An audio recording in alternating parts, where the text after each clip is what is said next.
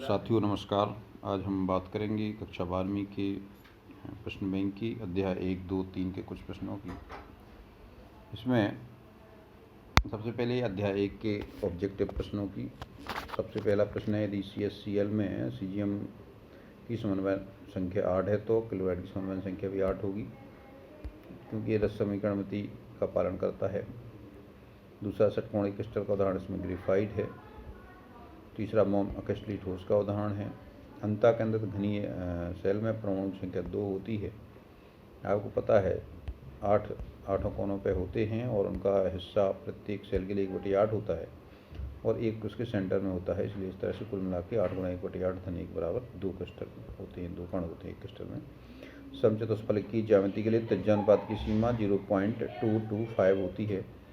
ये इसकी लिमिट ये होती है। लोअर लिमिट है 0.225 और अपर लिमिट होती है 0.414। छठवां जो क्वेश्चन है उसमें है, एक ऋणायन के स्थान पर यदि क्रिस्टल जालक में एक इलेक्ट्रॉन विद्यमान हो तो इसे हम एफ सेंटर यानी एफ केंद्र कहते हैं, जो रंगों के लिए उत्तरदायी होता है। अब एक वाक्य में उत्तर वाले प्रश्न हैं, तो चतुष्फलकीय रिक्ति के लिए त्रिज्यानुपात होता है 0.225 से लेकर के 0.414 होता है। आपको पता है ना त्रिज्यानुपात क्या होता है? धनायन की त्रिज्या बटे ऋणायन की त्रिज्या, यानी धनायन की त्रिज्या और ऋणायन की त्रिज्या के अनुपात को हम त्रिज्यानुपात कहते हैं। दूसरा प्रश्न है, धात्विक पदार्थों की विद्युत चालकता पर ताप का क्या प्रभाव पड़ता है? ताप बढ़ने पर धात्विक चालकता घटती है, जबकि विद्युत अपघटनीय चालकता बढ़ती है। समन्वय संख्या क्या है? तो एक आयन को घेरने वाले विपरीत आवेश वाले आयनों की संख्या समन्वय संख्या कहलाती है। यानी जब क्रिस्टल जालक में एक आयन को घेरने वाले विपरीत आवेश वाले विपरीत आयनों की संख्या समन्वय संख्या कहलाती है। चौथा प्रश्न है, इकाई कोशिका क्या है?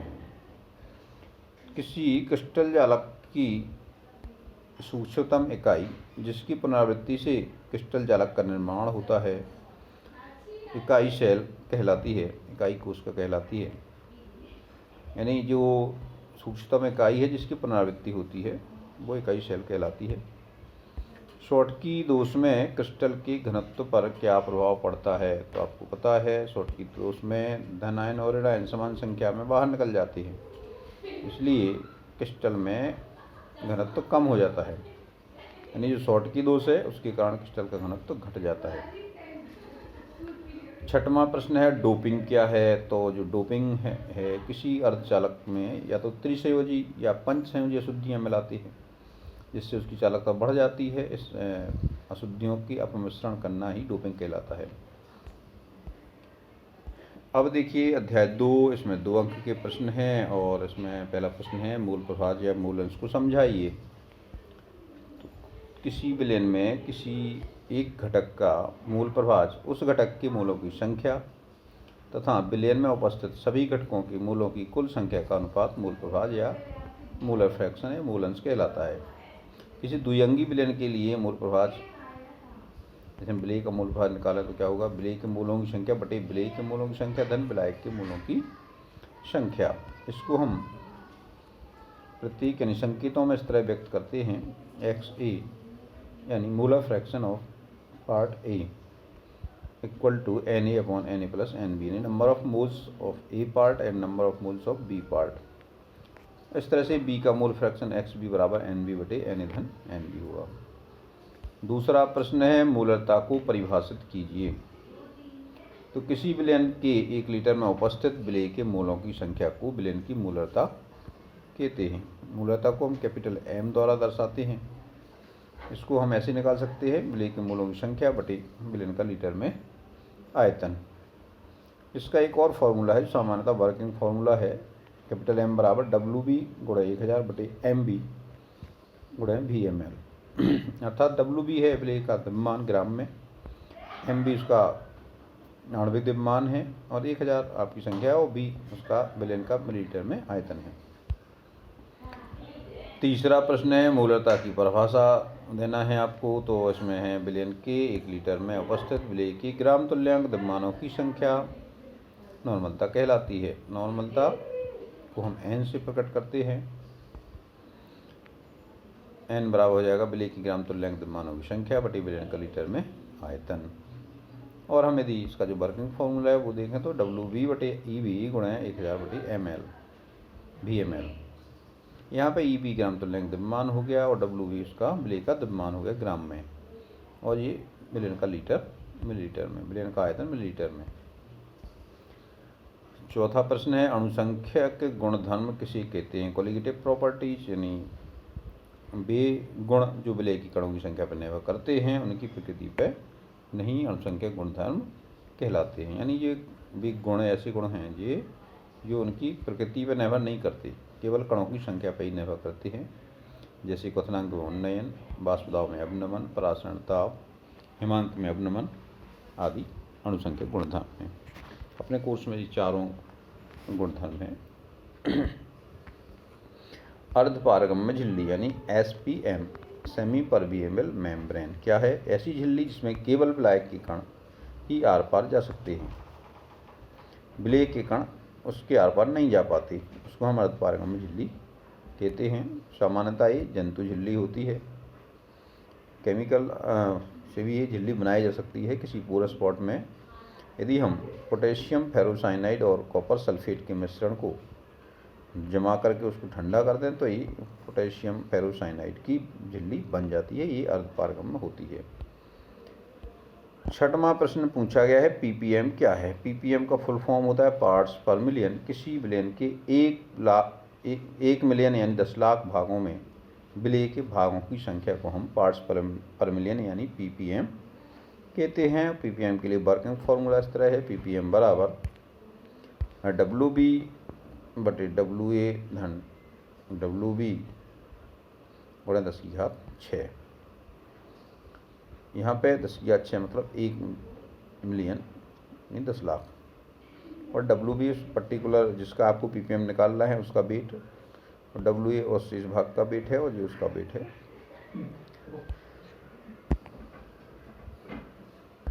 अब कुछ 3 अंक के प्रश्नों की चर्चा कर लें। 3 अंकों में पहला प्रश्न है परासरण दाब और समपराशरी विलयन किसे कहते हैं? तो जैसा कि आप जानते हैं कि परासरण विलायक के कणों का अर्धपारगम्य झिल्ली में से होकर के कम सांद्रता से अधिक सांद्रता की ओर गमन करना परासरण कहलाता है। जैसे कि पानी में डालने पर किशमिश का फूल जाना, ये परासरण का एग्जाम्पल है। परासरण दाब क्या है? तो परासरण क्रिया को रोकने के लिए विलयन पर डाला जाने वाला न्यूनतम बाह्य दाब परासरण दाब कहलाता है। इसको हम इस प्रकार भी परिभाषित कर सकते हैं कि परासरण की क्रिया से उत्पन्न वह अतिरिक्त द्रव स्थैतिक दाब जो परासरण क्रिया को रोक दे, अर्थात विलायक का विलयन में प्रवेश रोक दे, परासरण दाब कहलाता है। इस प्रश्न का तीसरा पार्ट है समपराशरी विलयन क्या होता है? तो ऐसे दो विलयन जिनके परासरण दाब समान होते हैं, अर्थात इनको यदि हम अर्धपारगम्य झिल्ली से पृथक करके रख दें तो इनमें परासरण क्रिया नहीं होती है, समपराशरी विलयन कहलाते हैं। फॉर एग्जाम्पल नॉर्मल सैलाइन का जो सॉल्यूशन होता है, यानी नॉर्मल सैलाइन वाटर होता है, वो 0.91% NaCl का सॉल्यूशन होता है, ये ब्लड का समपराशरी होता है। दूसरा क्वेश्चन है आदर्श व अनादर्श विलयन में कोई 3 अंतर लिखना है। तो जैसा कि आप जानते हैं आदर्श विलयन सभी तापों और सांद्रताओं पर राउल्ट के नियम का पालन करते हैं, जबकि अनादर्श विलयन ऐसा नहीं करते, यानी वो राउल्ट के नियम का पालन नहीं करती। दूसरा अंतर ये ले सकते विलेय विलायक अंतराकर्षण, यानी विलेय और विलायक के अणुओं के बीच में जो अंतःक्रिया होती है वो विलेय और विलायक अंतःक्रिया की तुल्य होती है, तो आदर्श विलयन होता है। जबकि यदि विलेय विलायक अंतःक्रिया या अंतराकर्षण विलेय और विलायक अंतराकर्षण से कम या अधिक हों तब ये अनादर्श विलयन बनाता है। तीसरा अंतर है डेल्टा H मिक्सिंग, अर्थात विलायक एंथैल्पी का मान शून्य होता है आदर्श विलयन के लिए, जबकि अनादर्श विलयन के लिए मान शून्य नहीं होता है, या तो धनात्मक होता है या फिर ऋणात्मक होता है, यानी या तो उसका ऊष्माक्षेपी होता है या फिर ऊष्माशोषी होता है। चौथा अंतर अपन ले सकते हैं विलायक यदि जो डेल्टा V मिक्सिंग बराबर 0 होता है, यानी आदर्श विलयन में घोलने के बाद और घोलने के पहले के दोनों आयतन में कोई अंतर नहीं होता है, यानी आयतन में परिवर्तन नहीं होता है। यदि हम A घटक और B घटक लें तो उनके आयतन VA VB लें तो VA प्लस VB बराबर V सॉल्यूशन होगा। इसके विपरीत अनादर्श विलयन में A बराबर नहीं होते हैं, डेल्टा V मिक्सिंग 0 नहीं होता है, ये या तो कम होता है या फिर ज़्यादा होता है, यानी VA प्लस VB बराबर नहीं है V सॉल्यूशन। इस तरह से ये अंतर होगा इसके, इनमें से कोई भी 3 अंतर लिखे जा सकते हैं। तीसरा प्रश्न है शुद्ध जल की मूलता ज्ञात कीजिए। ये तो कक्षा 11 में भी आपने पढ़ा होगा। विलयन की मूलता बराबर विलेय के मूलों की संख्या बट्टी विलयन का लीटर में आयतन होता है। क्योंकि यहाँ पर शुद्ध जल की बात हो रही है तो जल शुद्ध है, अर्थात 1 लीटर विलयन में 1 लीटर जल है, और चूँकि आपको पता है जल का घनत्व तो 1 होता है, इसलिए 1 लीटर जल का जो द्रव्यमान है वो घनत्व कितना होगा, 1 किलोग्राम होगा, यानी 1000 ग्राम होगा। अब 1000 ग्राम में मूलों की संख्या हमें ज्ञात करना है, तो जल के मूलों की संख्या कितनी होगी, 1000/18। हम जब 18 का इसमें भाग देंगे तो ये 55.55555 आता जाएगा, तो ये हो जाएगा 55 हम इसको 55.6 भी लिख सकते, तो ये 55.6 मूल होंगे 1 लीटर में, तो इसकी मूलता भी 55.6 होगी, या हम इसको 55.56 जो भी लिख सकते हैं आप। चौथा प्रश्न है परासरण दाब क्या है, परासरण और विसरण में अंतर लिखिए।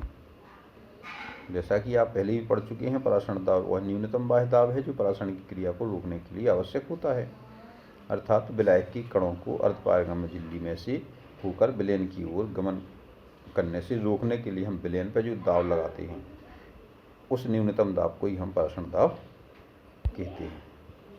परासरण और विसरण के अंतर कुछ इस प्रकार हैं। आपको पता है परासरण में विलायक के कण कम सांद्रता से अधिक सांद्रता की ओर गमन करते हैं, जबकि विसरण में सभी कण चाहे विलायक के हों चाहे विलयन के हों अधिक सांद्रता से कम सांद्रता की ओर गमन करते हैं।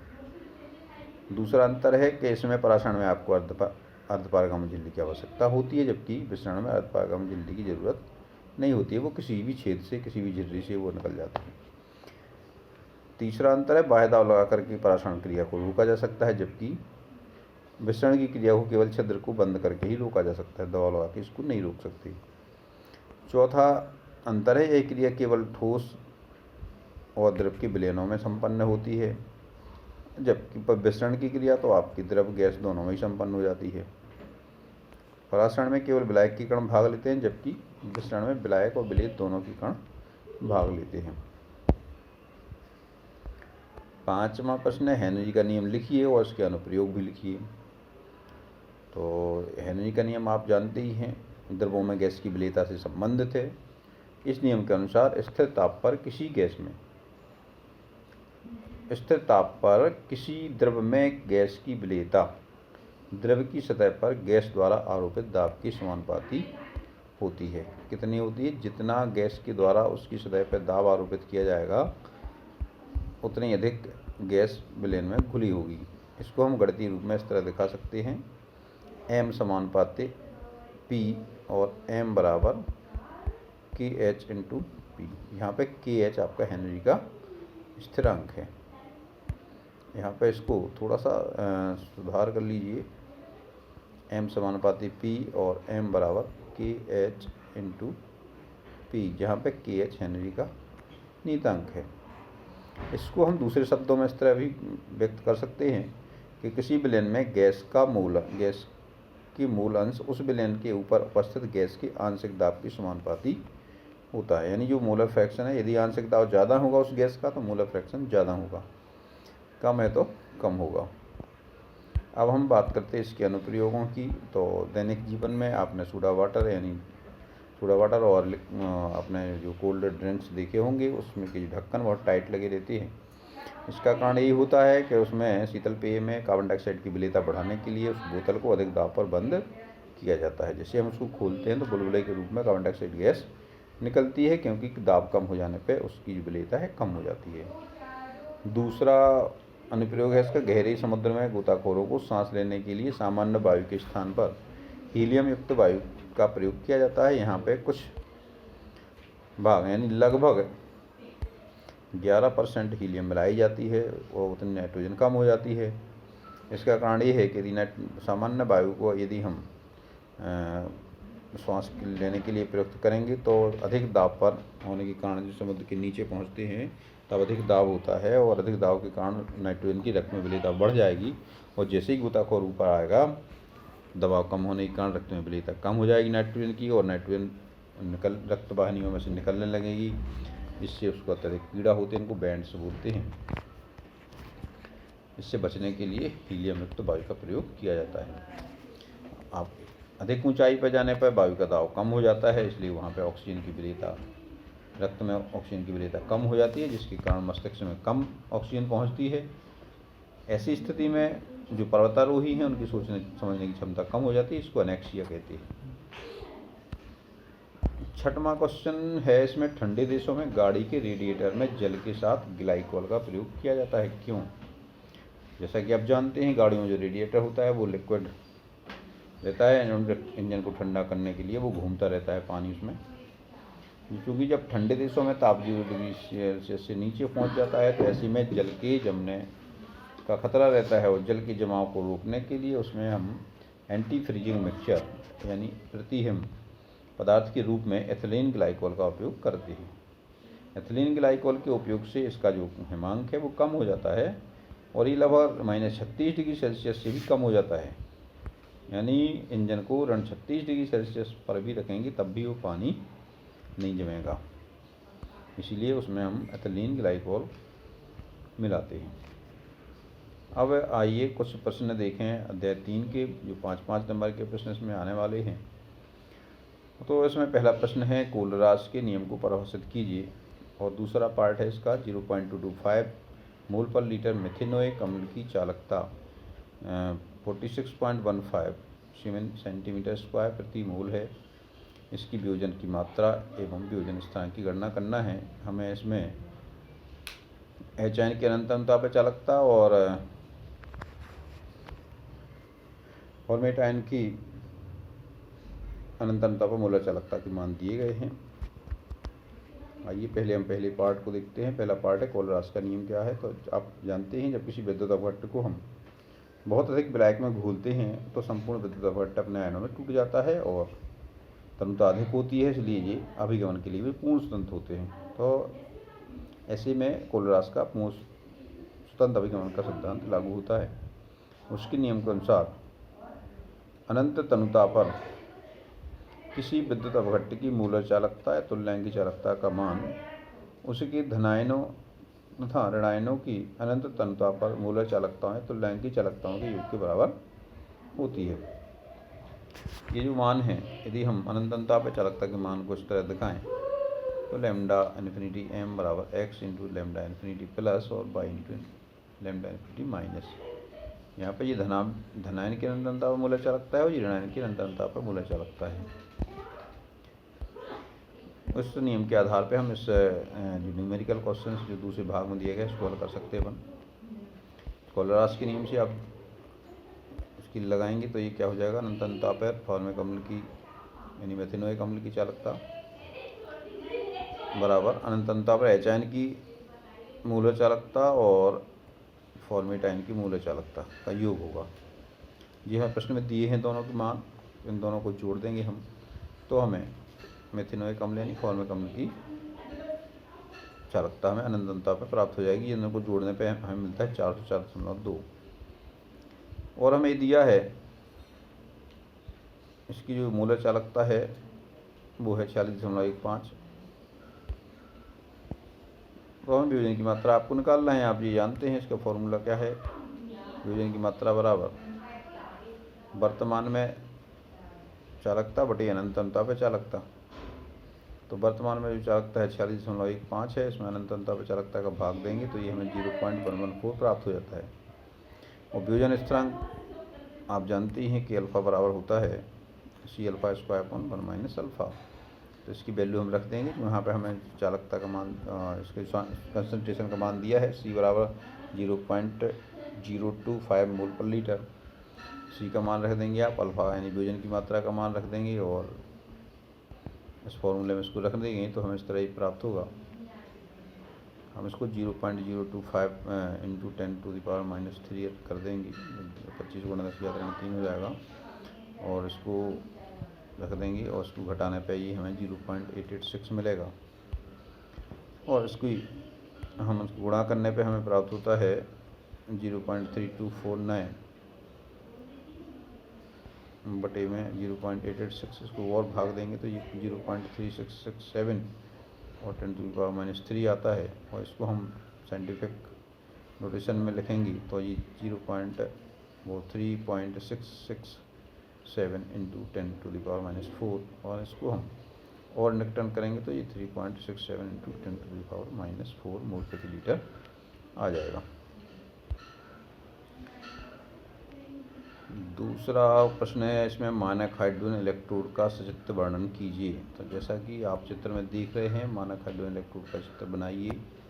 और इस चित्र में आपको यहाँ पे एक बीकर दिखाई दे रहा है। इस बीकर में हम एक कांच की जो नली है वो रखी है। इस नली में प्लेटिनम का तार फ्यूज्ड है और इसमें एक प्लेटिनम की पत्ती जुड़ी हुई है। प्लेटिनम पत्ती प्लेटिनम ब्लेक से लेपित है और जो विलयन है, विलयन में 1 मोलर HCl विलयन भरा हुआ है, यानी इसमें HN की क्षमता 1 मोल पर लीटर है। और इसमें जो साइड नली है, यानी पार्श्व नलिका है, पार्श्व नलिका से 1 पाउंडली दाब यानी 101.325 पास्कल पर हाइड्रोजन गैस प्रवाहित की जाती है। ये हाइड्रोजन गैस जैसे ही यहाँ पे आती है तो इस प्लेटिनम ब्लैक की पत्ती पे अधिशोषित हो जाती है। तो यहाँ पे जो प्लेटिनम ब्लैक की पत्ती है, यहाँ पे हाइड्रोजन अधिशोषित होती है और विलयन में H आयन होता है। तो जो H आयन और अधिशोषित हाइड्रोजन, इन दोनों के बीच में साम्य स्थापित हो जाता है। इस साम्य पर हम पाते हैं कि इसका जो इलेक्ट्रोड प्रभाव है वो कितना होता है, 0.0 वोल्ट माना जाता है।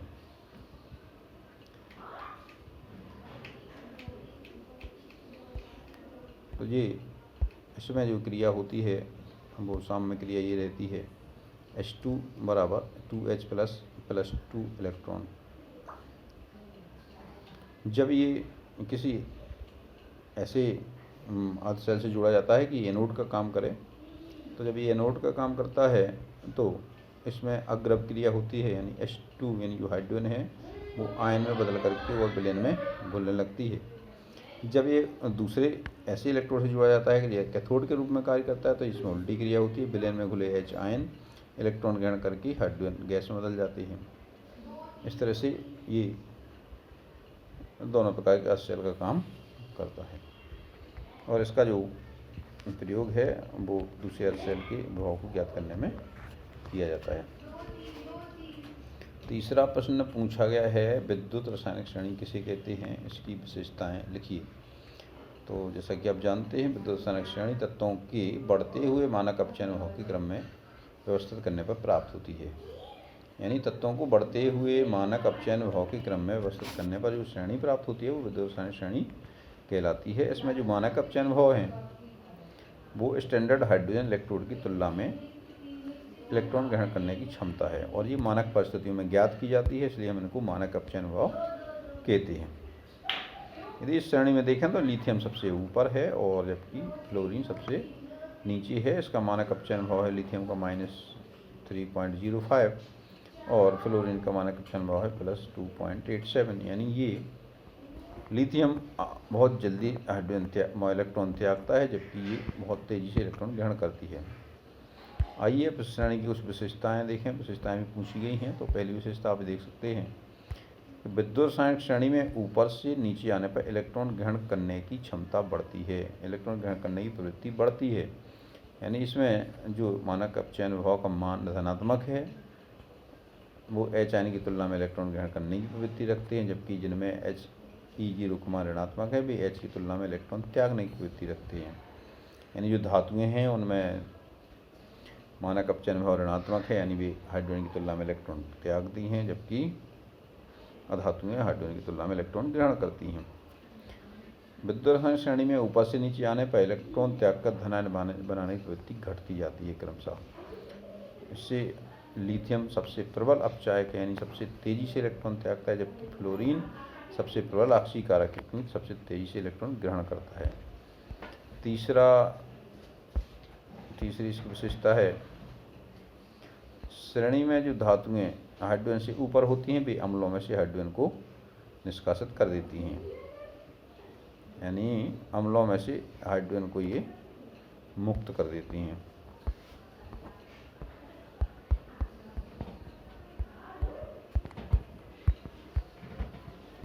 जो नीचे हैं वो मुक्त नहीं कर पाती हैं। चौथी विशेषता है श्रेणी में ऊपर आने वाली धातुएं नीचे आने वाली धातुओं को उनके लवण में से विस्थापित कर देती हैं। यानी जो धातु ऊपर है वो नीचे वाली धातु को विस्थापित कर देगी। पांचवा है श्रेणी में ऊपर से नीचे आने पर धातुओं की क्रियाशीलता घट जाती है जबकि अधातुओं की क्रियाशीलता क्रमशः बढ़ती जाती है। इस तरह से ये कुछ प्रश्न हुए और जो शेष बचेंगे वो हम अगले भाग में देखेंगे।